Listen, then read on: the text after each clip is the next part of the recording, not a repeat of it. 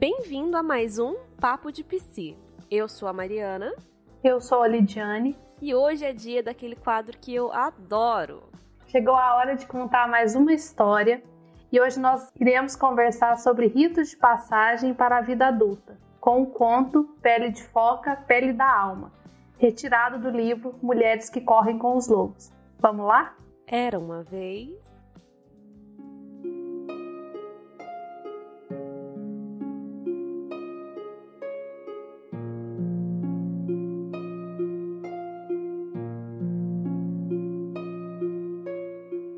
Era uma vez um homem tão solitário que, com o passar dos anos, as lágrimas haviam aberto fundos abismos no seu rosto.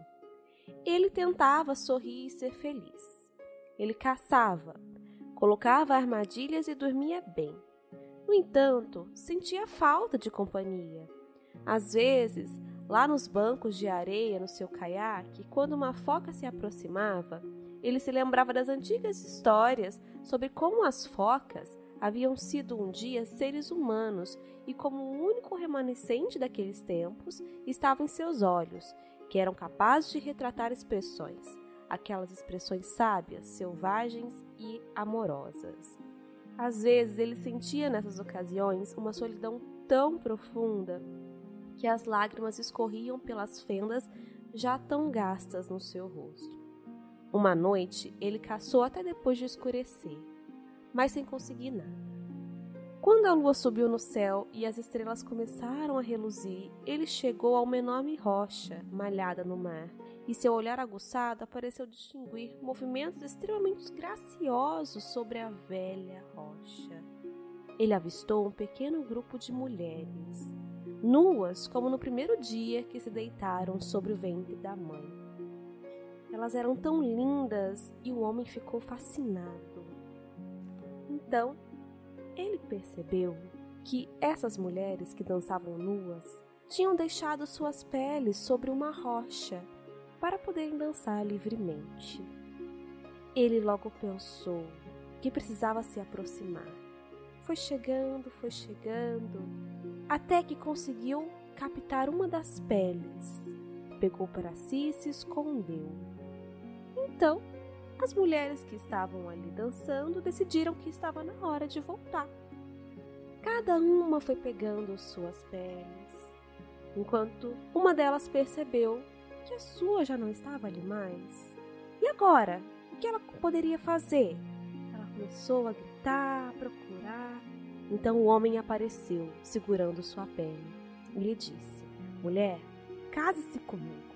Sou um homem sozinho." "Ah", respondeu ela, "eu não posso me casar, porque eu sou de outra natureza. Pertenço a outro lugar, lá embaixo do mar." Então, o homem insistiu novamente: "Case-se comigo. Em 7 verões eu prometo devolver sua pele de foca, e você poderá ficar ou ir embora, como preferir." A jovem mulher ficou olhando para ele, pensou, e no fundo ela decidiu: "Tá bom, irei com você, mas dentro de 7 verões a gente toma essa decisão." Certo, eles foram embora juntos, o homem levando a sua pele e a mulher o acompanhou. Então, com o tempo, eles tiveram um filho, a quem eles deram o nome de Oruque.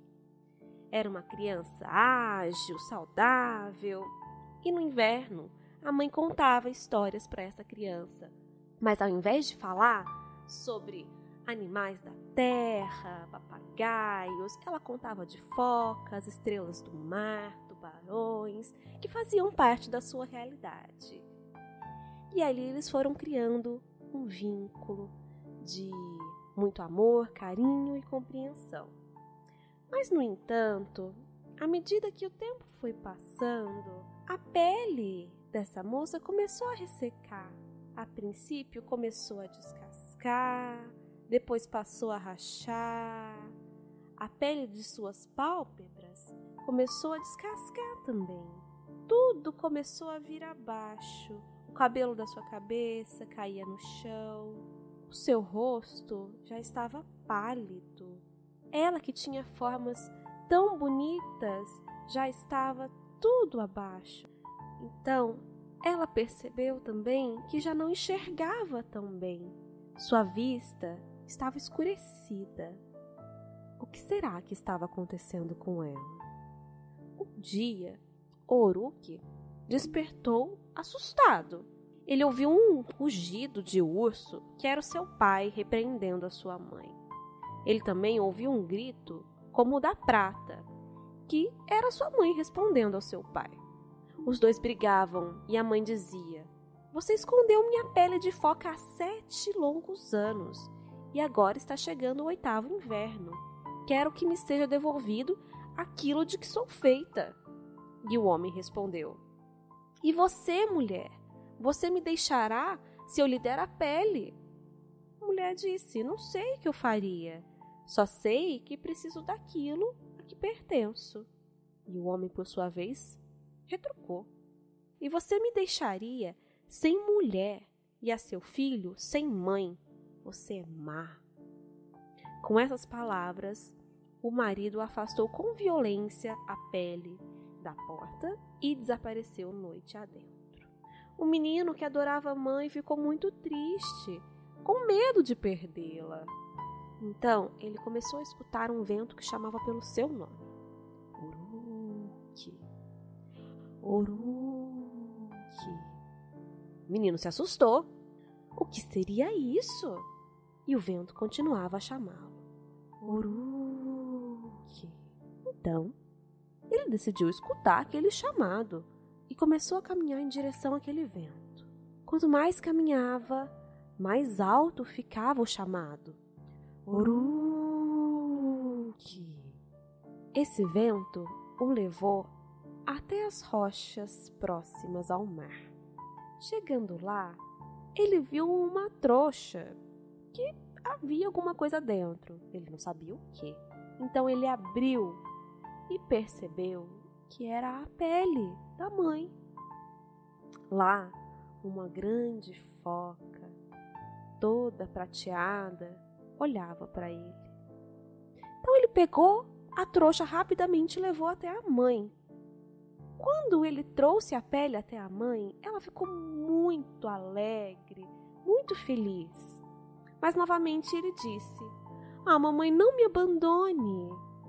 Mas o chamado era muito forte. A mulher foca não podia mais fugir disso. Então, ela disse ao seu filho que a ligação que eles tinham nunca iria se acabar. Colocou a mão no seu peito e deu um sopro de todo o amor e todo o vínculo que eles tinham, para que sempre que ele sentisse saudades dela, ele se lembrasse desse sopro. Então, ela correu até o mar, colocou a sua pele e mergulhou. Mas dessa vez, levou o filho. Chegando lá, o filho da mulher foca percebeu que aquela grande foca, bonita e prateada, era na verdade sua avó. Então todos conversaram, a mulher foca estava muito feliz, mas chegou a hora do menino voltar. A avó perguntou: "Escuta, ele vai ficar aqui conosco?" E a mãe disse: "Não, ele não pertence aqui. Ele ainda não está pronto para ficar aqui embaixo, então ele precisa voltar."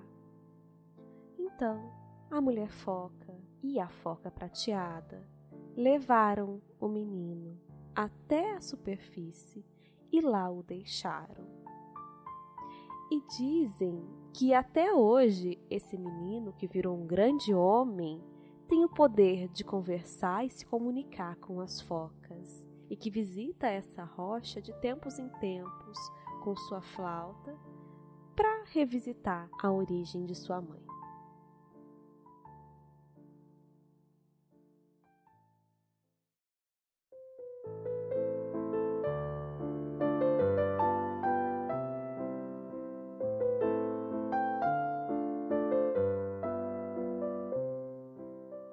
É essa a história, claro, contada com algumas alterações, Mas quem se interessa pode lê-la por completo no livro Mulheres que Correm com os Lobos. E aí, Lid, como é que você tá depois dessa história?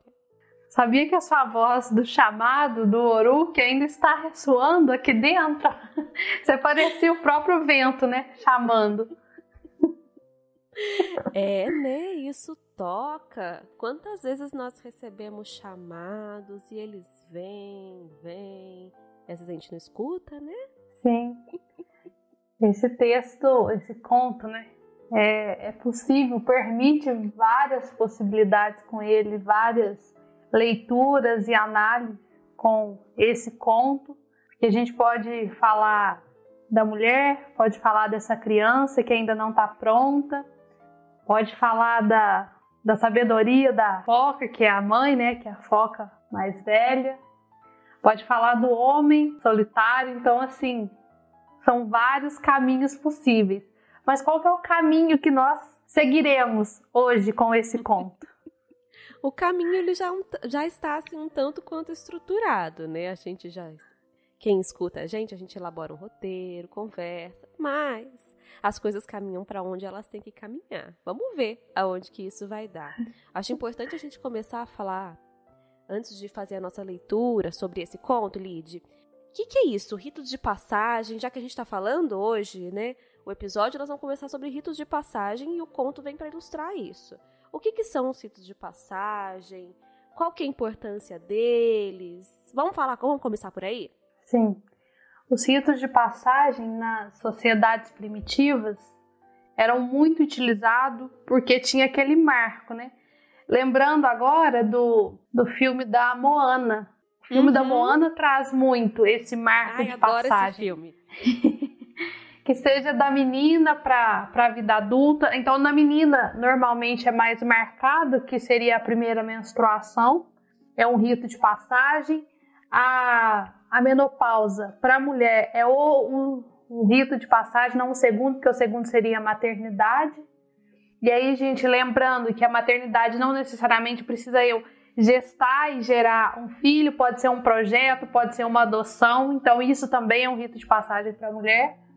Depois seria a menopausa, que é onde a mulher encerra a sua vida produtiva e renasce para ela, né? Então, seria um outro rito de passagem. No menino, ele seria justamente o de sair do menino e se tornar homem.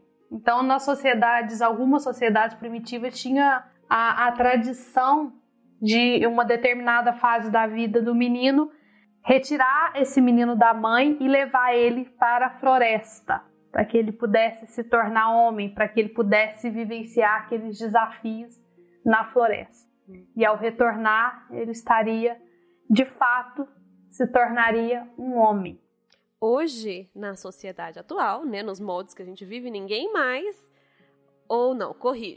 quase ninguém mais vai para a floresta para passar por esse processo, né? Então, na floresta literal não, né? Mas podemos ir para a floresta do inconsciente. Outras aventuras. Então, é isso que eu queria falar. Que hoje, esses ritos de antigamente, eles ainda vivem, ainda existem, mas de outras maneiras.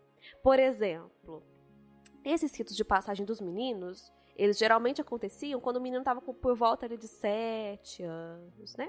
Então, a gente tem alguns ritos de passagem hoje que estão muito relacionados à escola, estudo. Então, vai para a escola, aí a escola tem um ciclo de anos, depois fecha, né? Tem uma formatura, uma colação de grau, aí depois vai para a faculdade. Algumas pessoas passam por esse rito de passagem de forma muito intensa, às vezes se afastando mesmo dos pais, indo para outras cidades, tendo que aprender a caçar, a viver, a se virar fora ali do contexto familiar.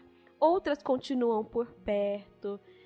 Bom, aí existem trabalhos e por aí são vários ritos de passagem que nós vamos passando que são marcos importantes para a constituição da nossa identidade e para a autopercepção também, né? Sim, hoje na nossa sociedade moderna, contemporânea, a faculdade é um rito de passagem. A entrada na escola é um rito de passagem. O primeiro namoro é um rito de passagem. a primeira experiência sexual é um rito de passagem. Sei lá, o primeiro porre é uma experiência de passagem. Não deveria ser, mas tem o seu sentido. Então, a gente tem os ritos de forma diferente, mas eu acredito que eles ainda existam. Sim, eles existem porque isso é inerente a gente, né? A gente precisa desses marcos. Pronto, agora passou, não é mais aquilo, agora é aquilo. Então, o que é basicamente o rito de passagem? É passar de uma fase da sua vida para outra. É um rito que marca algum crescimento, alguma transformação.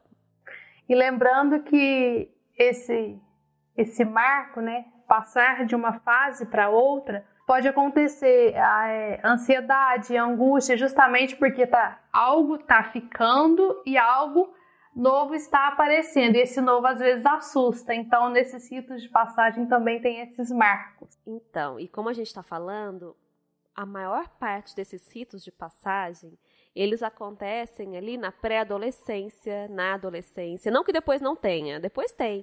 Mas nessa fase tem muitos ritos de passagem. Então, pegando esse gancho que você falou, é muito natural ter muita insegurança, muita angústia, muita ansiedade nessa fase, porque é muita coisa que está mudando.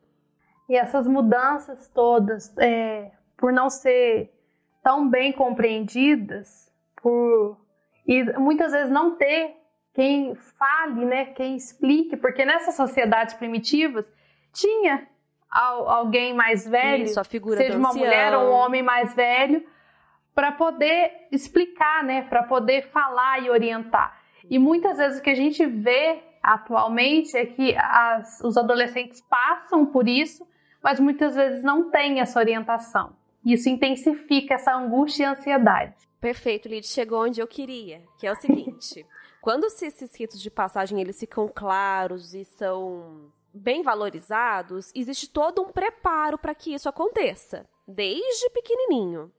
Mas, quando isso já não é mais tão olhado, a pessoa que chega nesses lugares, ela pode estar, muitas vezes, despreparada para passar por isso. Será que foi isso que aconteceu com a mulher foca? Ela estava despreparada, estava lá distraída, não percebeu que estava prestes a ser roubada? Muitas vezes, essa distração, né? E às vezes não é... Tem uma distração, mas talvez está ali, vivendo aquele momento... Porque o adolescente é muito isso, é do viver o momento, é o aqui e o agora. Não tem muito o depois, é o aqui e o agora. Então ela estava lá, né? Se entregando para aquela dança, para aquele momento, para aquilo que ela estava vivendo. Mas sem perceber, num cochilo, ela foi roubada, teve a sua pele roubada. Pois é, uma distração, mas ela também aceitou isso, né? Quando o homem pegou a pele, ela estava ali imatura, vulnerável. Tudo bem, eu vou com você. Então, teve uma parte, assim, de um roubo, mas teve uma permissão. Mas, você estava falando, Lid, que é muito comum essa inocência, esse despreparo na adolescência. Mas eu acho importante a gente colocar que isso não acontece só com pessoas mais novas. Pode acontecer em qualquer momento da vida e mais. Acontece em um momento, depois pode acontecer de novo. São vários momentos, como você usou a expressão de cochilo psíquico, são vários momentos que a gente passa por cochilos psíquicos e, de repente, pronto, nossa pele foi roubada. Isso pode acontecer em qualquer fase da nossa vida, mas aqui hoje nós estamos saltando muitos adolescentes, porque é uma fase que ainda não está, né, totalmente, como nós falamos naquele episódio anterior, não está... A autonomia ainda não está concretizada, a estrutura psíquica ainda não está bem estruturada. Então, isso talvez se intensifica mais, se é que a gente pode dizer assim, mas isso pode acontecer em qualquer fase da nossa vida. E se a gente não cuida, esses ciclos, esses roubos, essas perdas vão se repetindo, até que a gente tome consciência daquilo que precisa ser modificado, até que a gente tenha consciência do aprendizado e consiga interromper e modificar o ciclo. Interessante isso que você está falando de ciclo, porque a gente pode pensar em ciclo naquela pessoa, naquele indivíduo.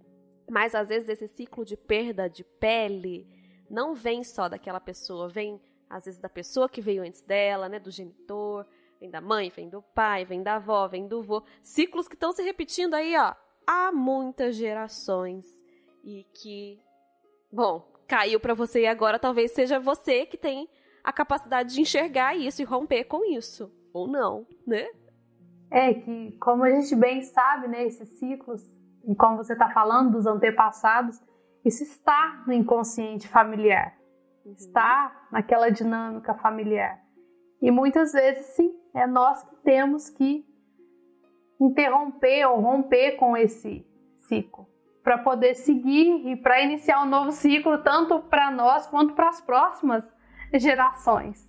Quando a gente pensa assim, que a nossa rede é ampla, né? Assusta.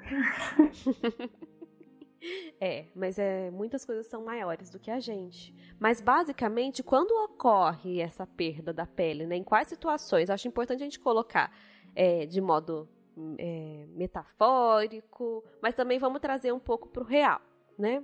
A Clarissa, ela coloca nesse livro, então, que a pele da alma, ela já mudou o termo aí, ó, perceba, não é a pele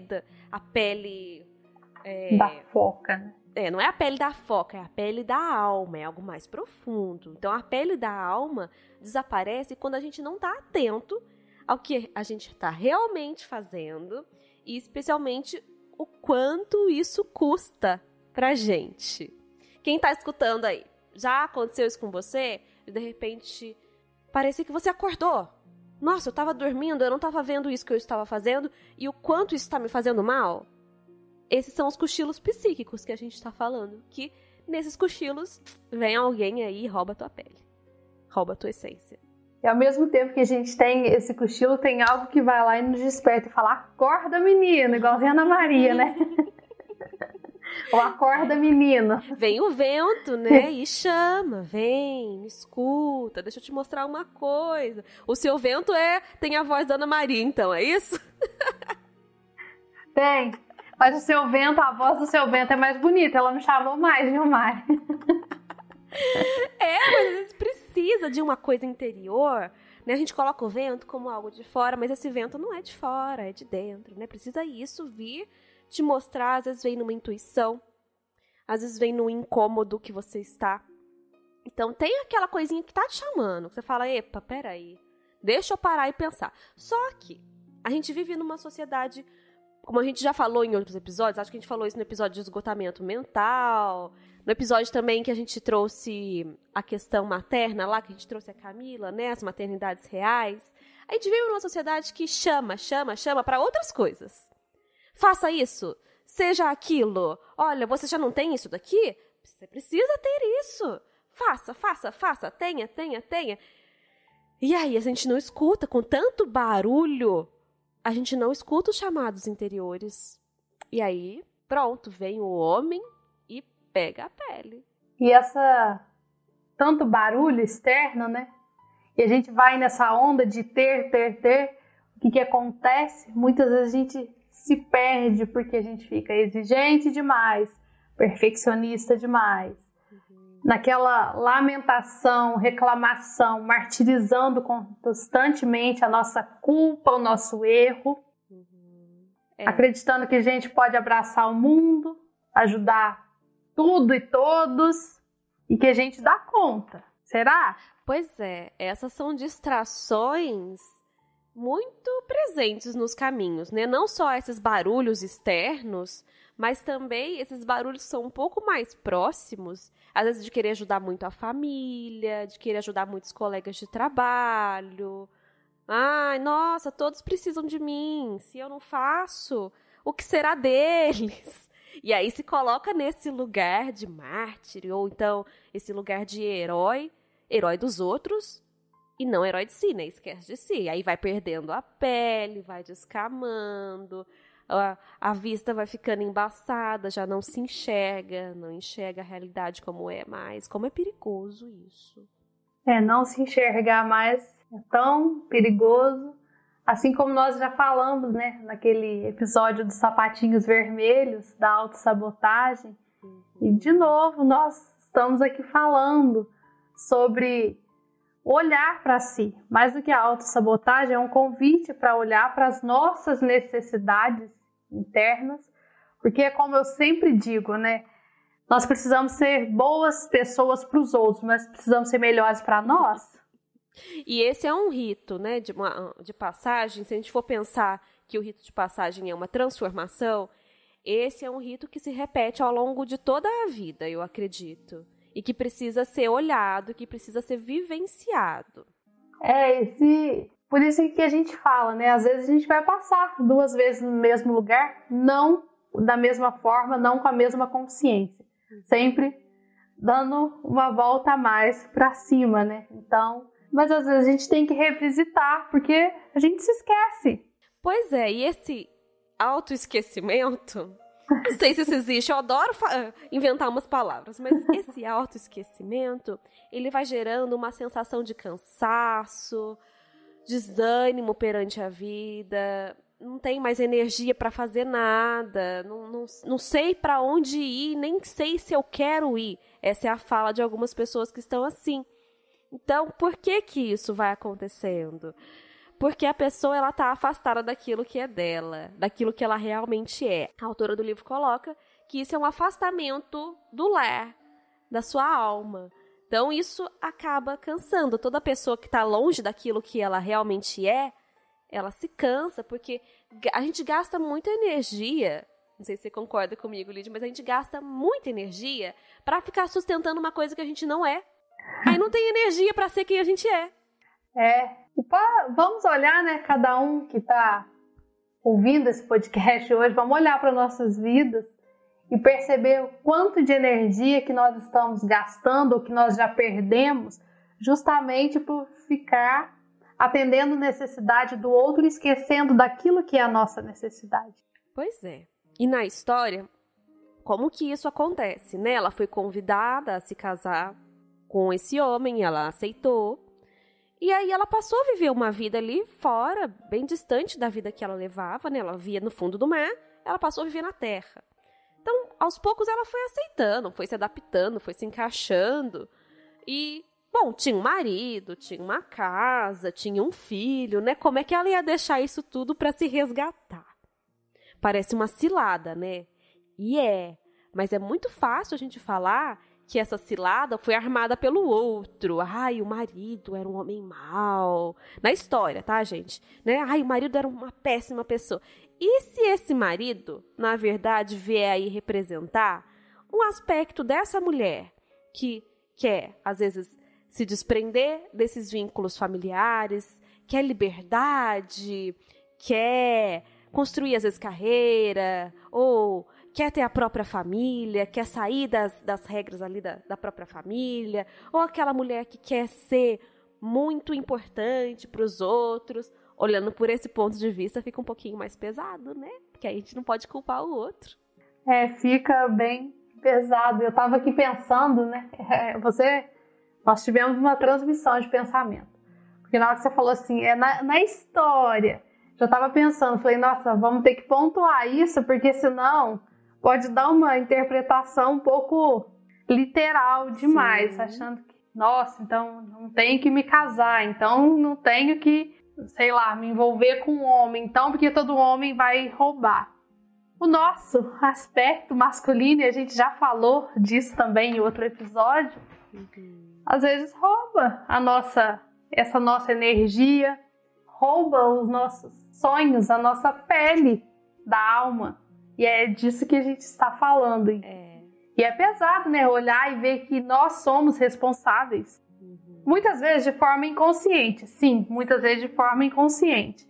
E o que a gente traz aqui é justamente para isso. Para que talvez provoque aí, mexa nessas águas profundas do mar e provoque um movimento para que você perceba, para que você tome consciência a partir disso. Porque quando a gente toma consciência, é isso que permite a gente resgatar, a gente retornar, tomar um rumo diferente e ir caminhando em direção àquilo que é nosso.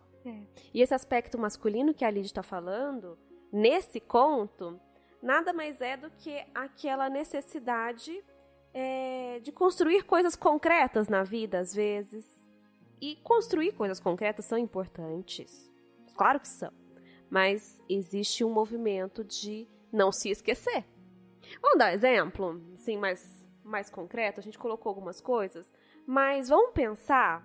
Tem um filme, uma série, que eu gosto muito, que acho que a gente até citou ela aqui também no episódio que a Camila veio, que chama Working Moms, que é a tradução para o português, acho que é Supermães, que tem uma mãe lá, que ela é muito workaholic, muito, e ela acaba se desconectando, ela não consegue sustentar, ela não sabe mais se ela é mãe, se ela é esposa, se ela é empreendedora. Então, às vezes, são essas distrações que desviam a gente da nossa essência. E, nossa, quem tá escutando ia falar, meu Deus, estou distraído. E agora?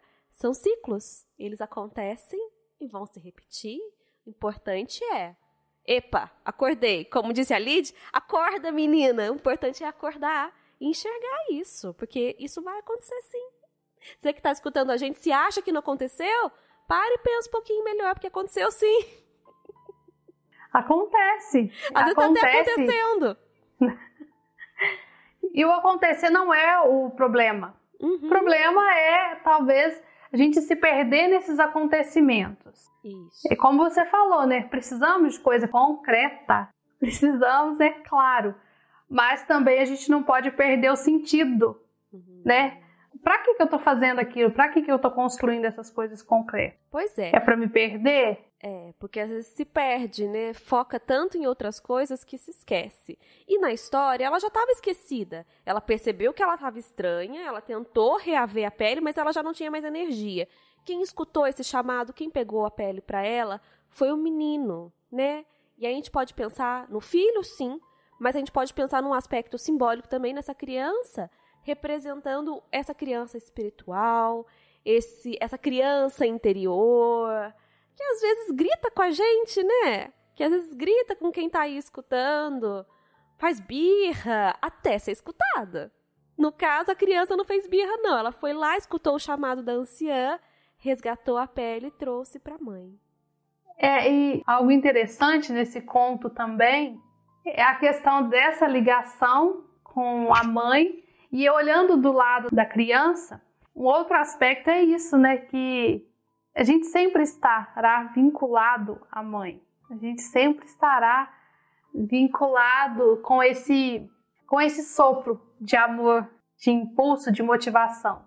E quando a gente fala da mãe, não precisa ser da mãe biológica, nem mãe de criação. A gente está falando de mãe como uma coisinha que a gente chama de arquétipo, que a gente não vai entrar muito aqui, mas que é essa grande mãe do mundo. Essa imagem que todo mundo tem aí na cabeça, independente da mãe pessoal.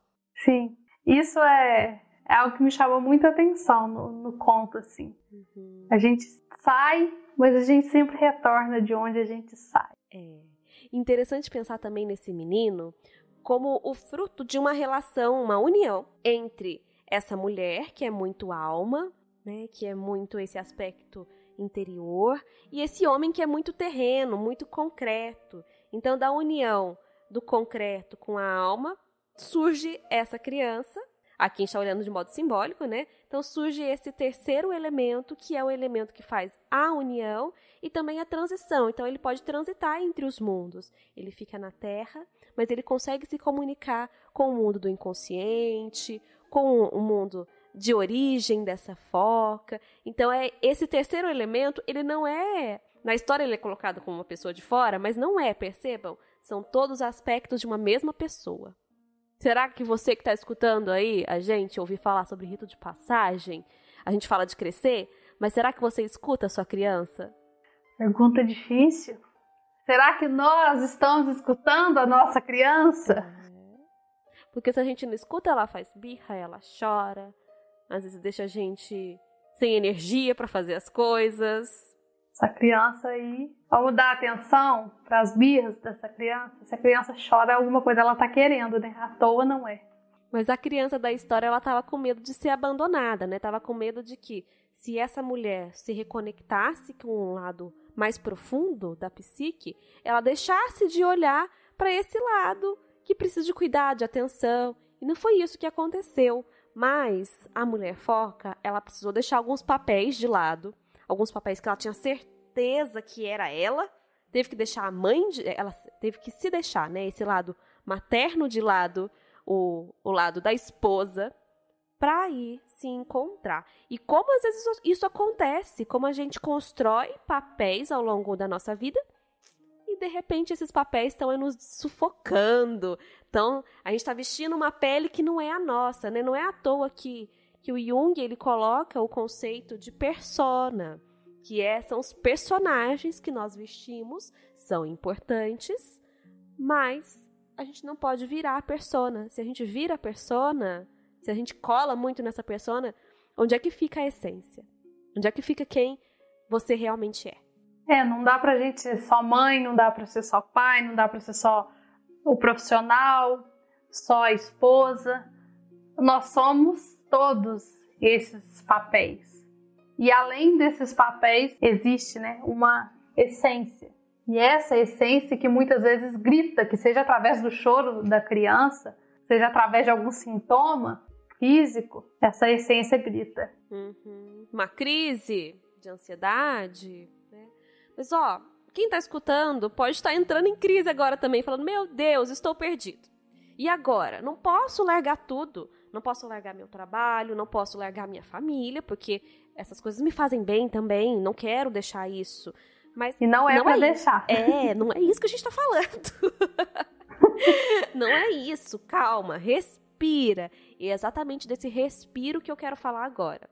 Porque de tempos em tempos, vamos pensar na foca, né? Ela precisa transitar entre a água e o ar para conseguir respirar.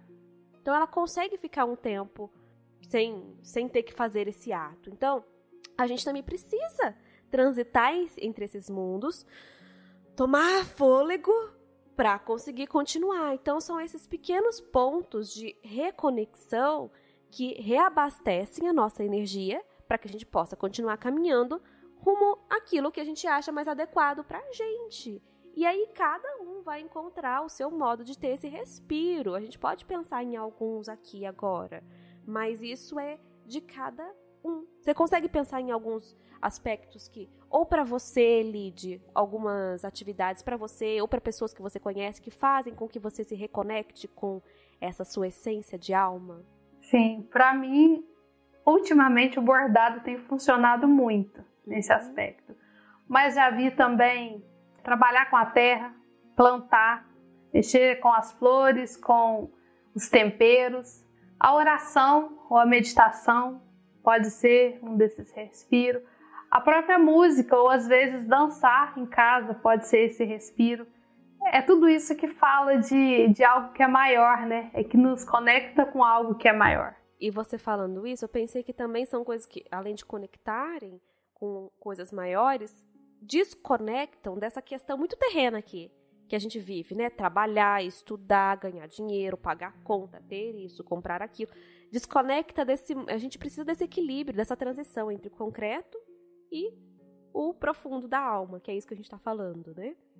Sim. Então, eu acho que são atividades que te tiram um pouco dessa realidade que você vive e te levam para um outro respiro, para um outro... assim, encher de ar, né? Até gostoso. Você falou aí de momentos com a natureza, isso é importante também, mas não é todo mundo que gosta. Então precisa ser para quem gosta. A pessoa precisa encontrar essa atividade que conecta. Tem muitas pessoas que gostam da arte, seja fazer uma pintura, como você colocou, bordado. Às vezes até tem pessoas que são um pouco mais... com um pensamento assim um pouco mais racional, mais intelectualizadas e gostam de fazer leituras. E a partir das leituras, elas se conectam consigo. Né? Esse livro mesmo que a gente está falando, esse livro que a gente sempre traz aqui, é um livro de conexão mesmo, mas a conexão, ela não pode estar só a nível racional e consciente. Ela precisa ter outra... Vamos pensar assim no computador, que a gente liga os cabos USB, assim? Tudo bem, conectou a parte racional percebeu, mas precisa conectar também aquele cabo que vai trazer a vivência e a experiência, às vezes, mais profunda. Consegue? Será? Não sei se isso ficou claro, Lid. Ficou bem claro. As pessoas que têm esse pensamento mais racional, para elas realmente é mais fácil algo que ainda é mais concreto, né?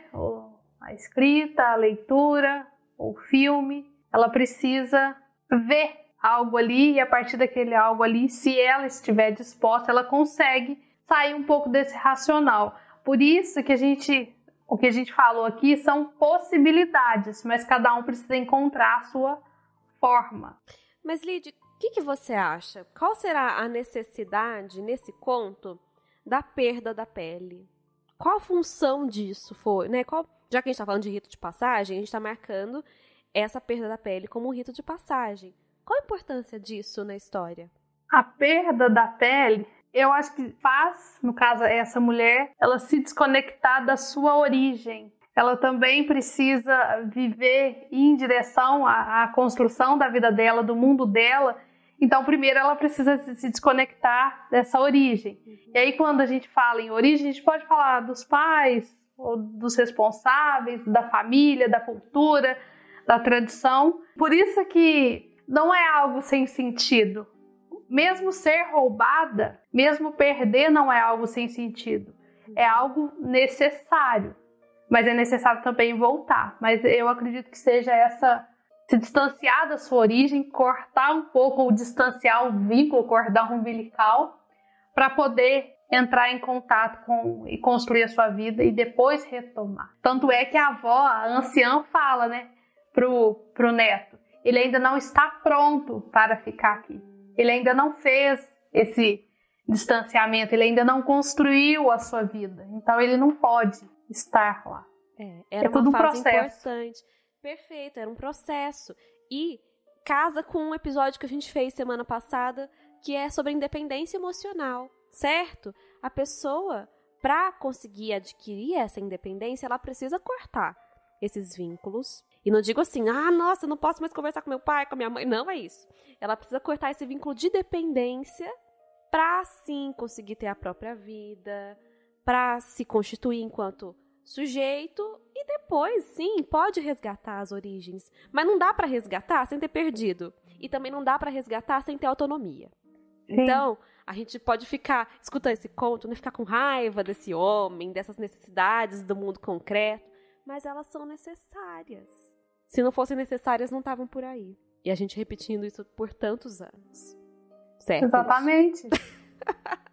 Esse conto conta das fases, dos ritos, dos momentos da nossa vida e está dizendo exatamente disso. É um processo, são fases necessárias e que não resolve a gente ficar brigando com isso, lutando contra isso, porque isso é. E se é, vamos passar por eles. Ou dormindo, cochilando, ou abrindo os olhos. Então, encerramos por aqui. Esperamos que vocês tenham gostado mais uma vez desse nosso quadro Era Uma Vez. A gente sempre trazendo esses contos que dão umas cutucadas, né, Lídia? Mas é com carinho. Não. Precisa, às vezes a gente precisa. Acorda, menina! E tomara que você ouça esse episódio de manhã, pela manhã, porque aí você já acorda e já vê o que precisa ser feito e vai. E só vai. Só vai não, porque senão vai fazer igualzinho sapatinho vermelho. Mas vai. Vai com sentido, mas vai. Vai acordando, vai abrindo os olhos. Bom, então ficamos por aqui. Muito obrigada a vocês que nos escutaram e nos vemos na próxima quarta com o próximo episódio, que não vou contar o que é não, mas tá muito, muito interessante. Para você que nos ouviu até aqui, muito obrigada, uma ótima semana e até a próxima quarta. Beijo! Um grande abraço e até mais, gente!